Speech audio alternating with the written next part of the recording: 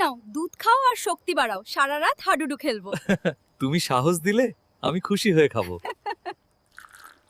ভাবি, তোমার লেবু দুইটা এত বড় কেমনে হলো? প্রতিদিন থাপ্পড় দিছিলাম তাই এত বড় হইছে।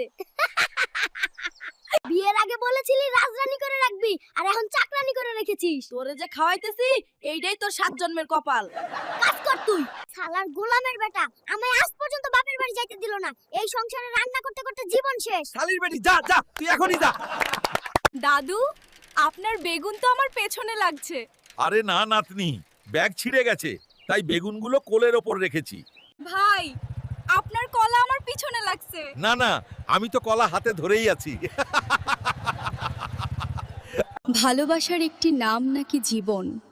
সত্যি তো, জীবন না দিলে ভালোবাসা পূর্ণতা পায় না।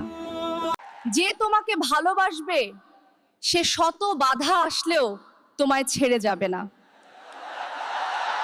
শোনো বোনেরা, আমরা যদি নিজের লজ্জা, ঈমান আর সম্মানকে রক্ষা করতে পারি তুইলেন,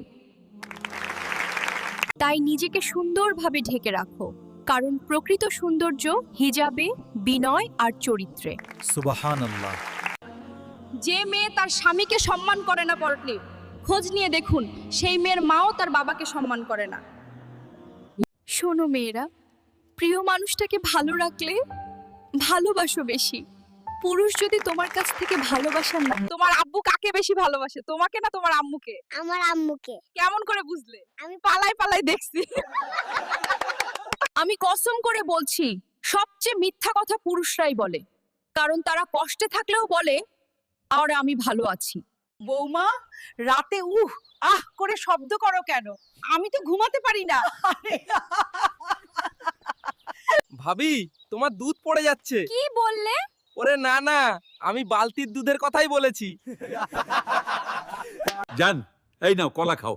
আরে বাবা, আমি তো সারা রাত তোমার কলা খেয়েছি।